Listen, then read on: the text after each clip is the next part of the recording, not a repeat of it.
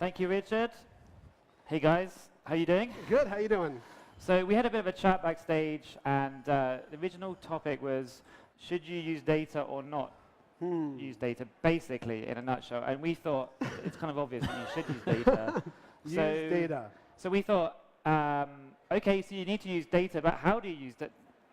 How do you actually go about doing that in a company? So do you have one single person who's the guy that does all the data, or do you have to integrate it into your business? And if so, how do you do that? Yeah, that's a good question. Who wants to start? Oh, you want to start? I'm going to start. Sorry, Go ahead. I'm too eager. When you're running a company, it's kind of on you to set the stage, right? It's kind of on you to set the tone of the company, to go and have data be first and foremost in everyone's mind. And you can't just have, especially at startups, you can't have just one person or a small group of people thinking about the data. You need to have it be all over the place. In our case, we have TV screens that are constantly showing the metrics. How many people are on Crunchbase.com this second? That's scary.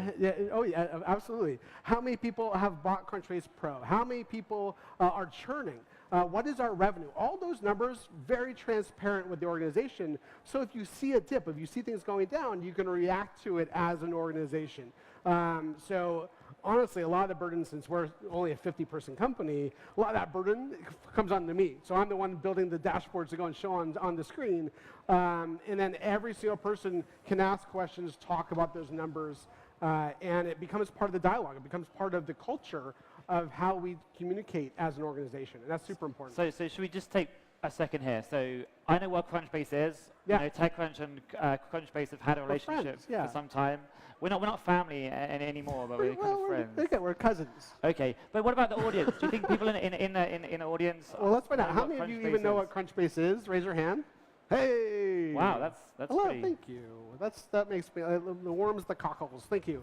Okay. But if you don't know, it is a database of companies that allows you to essentially figure out who is funding what companies, what are hot companies in your sector, in your industry. We're trying to become like the LinkedIn for companies ultimately, but if you're trying to figure out where funding is happening, what's emerging, it's a good place for entrepreneurs to go, especially if you're trying to figure out like how much funding you should raise, what investors are investing in your space, in your geo.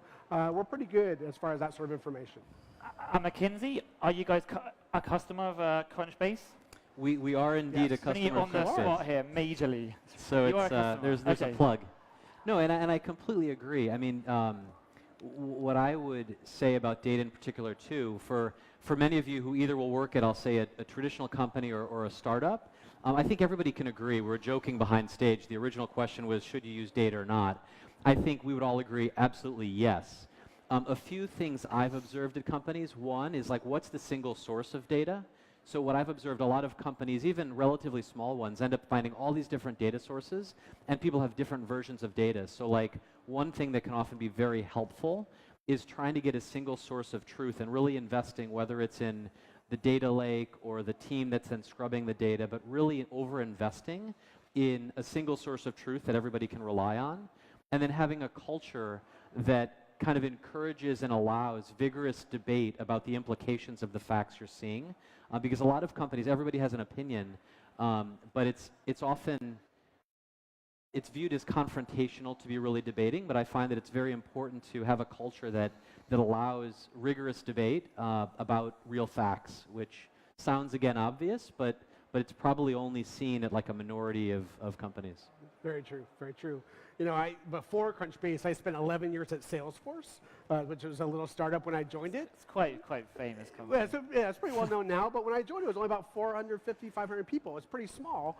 And metrics, it was one of the first SaaS companies. And metrics, actually, it wasn't part of the culture. It wasn't part of the dialogue until a little bit later. This guy named George Hu, who became the COO later, but he was an intern at Salesforce, started realizing that if you look at the data, if you look at the conversion rates of lead flow going into Salesforce, you can actually completely dynamically change the business in really positive ways. And it was groundbreaking stuff. Wow. And it takes us, someone in the organization thinking like that to essentially, in Salesforce's case, really changed the game. Like really, we saw trial conversion rates skyrocket just because of small metric changes that he made or identified by paying attention to metrics. It's So pretty cool. interns in the audience, data, data, data. Oh, yeah. Basically, right? Yeah, if you want to get ahead, data.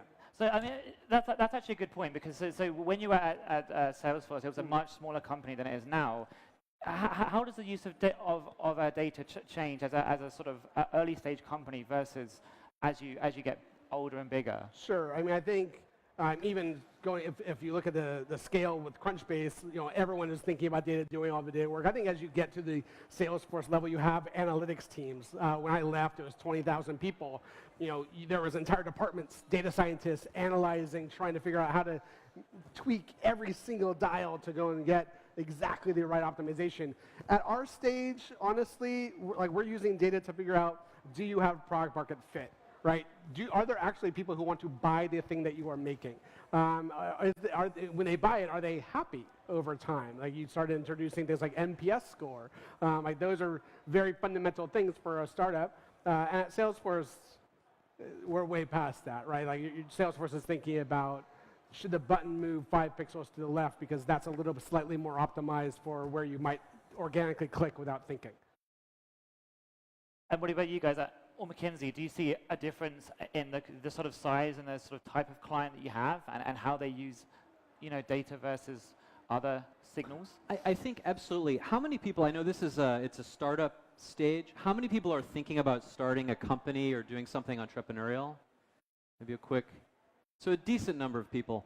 I asked because I would observe that one difference between like a startup and an established company is often if you're really breaking new ground, if you're really doing something that nobody else has done, it's actually hard to get real data, real facts about, let's say, what's the market opportunity? How do customers think of, or potential customers think about what you're doing?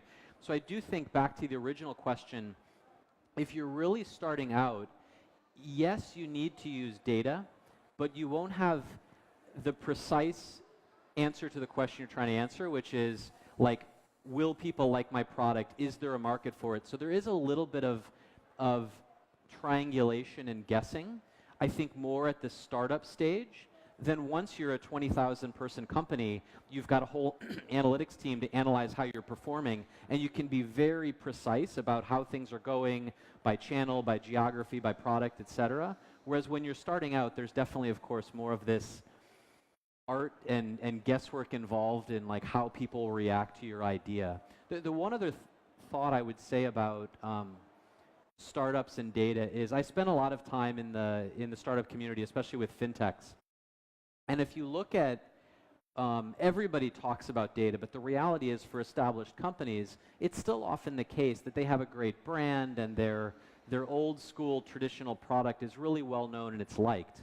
If you look, though, at the types of companies that people are starting today, many, many more are 90% data-driven. The economics of that new business model will be heavily, heavily data-driven. You look at Crunchbase as one example. You look at all sorts of fintechs like the fund boxes of the world or other companies that are trying to use data to have better credit scoring models or target customers, whatever. If you're at all thinking about doing something entrepreneurial, I would definitely encourage you to get really smart about data science, machine learning, and even the back-end side about ingesting data, setting up CRM, all those things, because even more in the next 10 years than at the present, just being an expert on data and how to use it is really going to be crucial to anything you might think about starting. Okay, so I'm curious, where do you get the data from? So Crunchbase uses Crunchbase data to raise money for Crunchbase. That's right. Is that correct? That's right. So we just raised our Series B not too long ago. We raised an $18 million round. And we have kind of an unfair advantage in some ways because we can dig really deep into the data. So we just recently launched a product that lets you go and do that yourself. But back then that wasn't out yet. So we looked at everything from who are the investors who compete with the investors who invested in our competitors, right? Like that's an important data point. How much were those rounds? How much is typical Series B funding in a data company like ours? Then we looked at sort of time scales, like when was the right time to raise?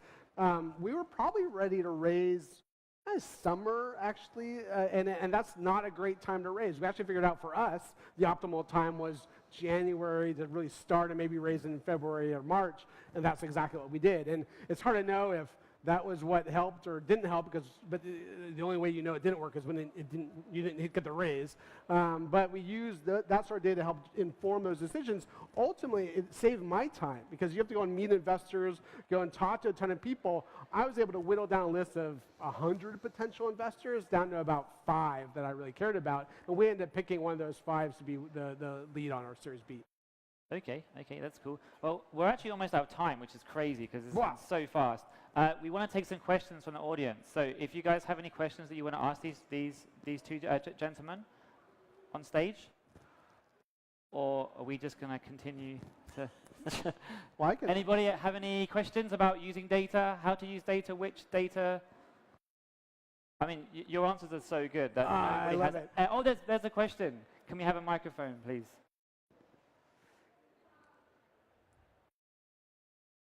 Hi guys, thanks very much. Great information.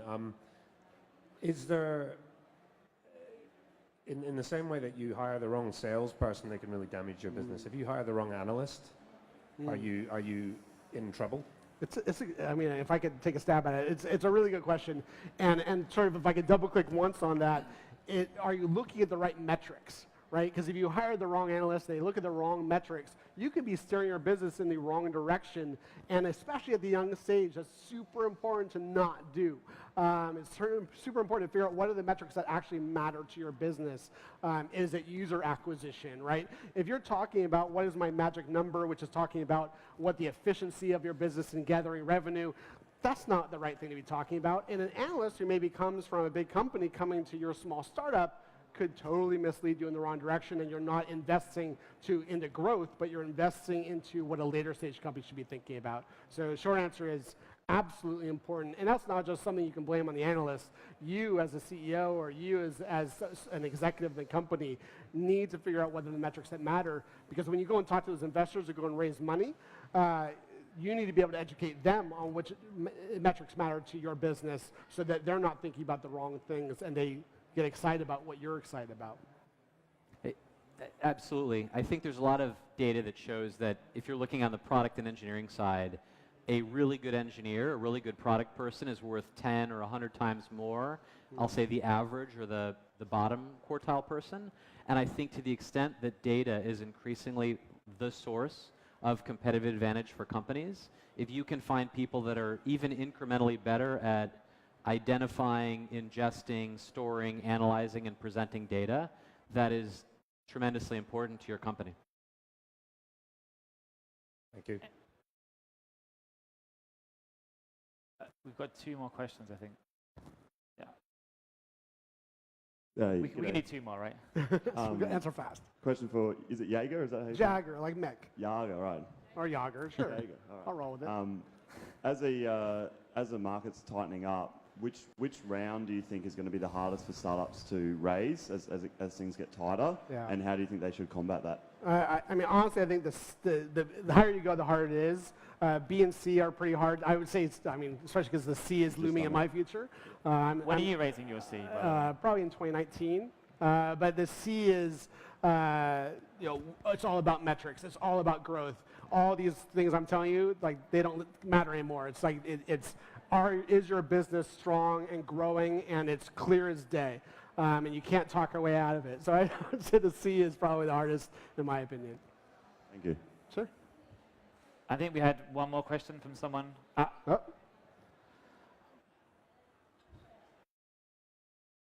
think we're good. There's 2 people who want to ask questions. We All can right. just do two more quickly, and then that's it. Right? Hi, we good do day, it. everyone. My name is Asta. You can find me on Rise app, ASTA. Okay, here's my brief questions. 2 questions. The first one is very simple. How to use technology wisely. Okay, my background is a social science student, so enlighten me, because I just graduated a few years already. And second question is, what is the role of, what is the interest of humanity if artificial intelligence replace majority of labors of work in our daily life? This is the second question for all of you. And the first question is quite important. It seems stupid, but I still have to ask. A data angle to that, though. How to use technology wisely. That's kind of quite broad. Well, right? sure. I can give an Okay. example, though, I Thank think. Related to data.